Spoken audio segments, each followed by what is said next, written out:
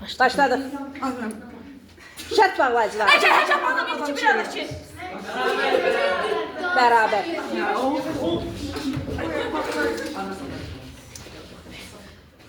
Əmr edıqları.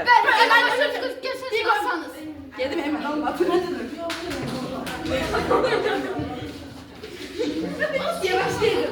Mədinə, sus.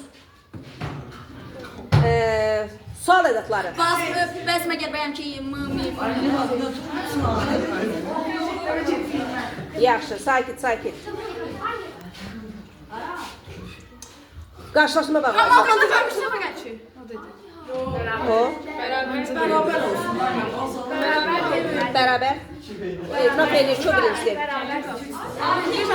Yaxşı, qal. Yaxşı, sakit. Məsafə qoşmaları. Kimi götürdük, mənə təşkilcəm. Buraya. Sakit. Fikri mənbəyin bildirəlim. Məncə səncə. Bərabər. Hadi yine gelsin. Yaxşı. Sakit. İştirak bağlayacaq. Nizamın qaldı, yeri. Rəhmən elə. Yaxşı. Səbəb bağlayıcıları.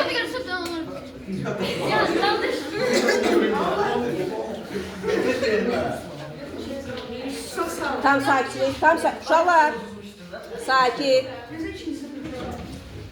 Zaman qoşmaları. Mən dedim. Əlimizə səhv lazımdır.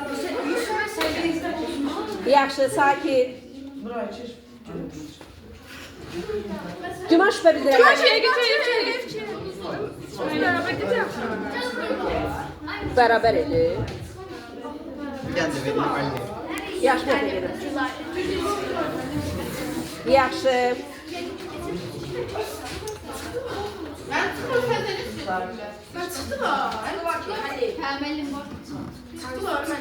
Kim çıxdı? Ayşe çıxdı. Yo. Kamyonla kapitanın iki canı var. Ümid sən dur. Yaxşı. Sakit. Şək bağlayıcıları. Əcəm adam ki.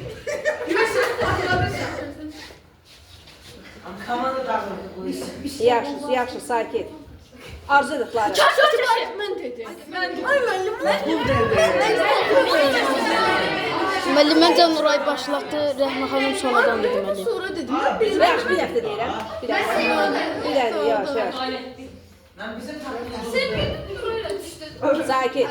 Görüşmə bağlayıcı.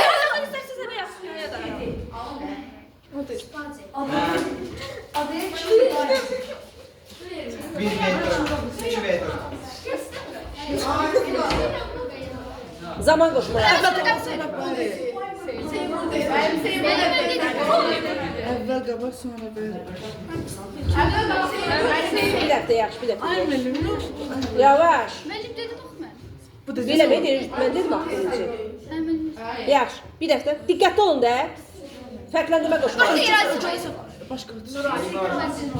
Nuray. Rüqəyə 1v4.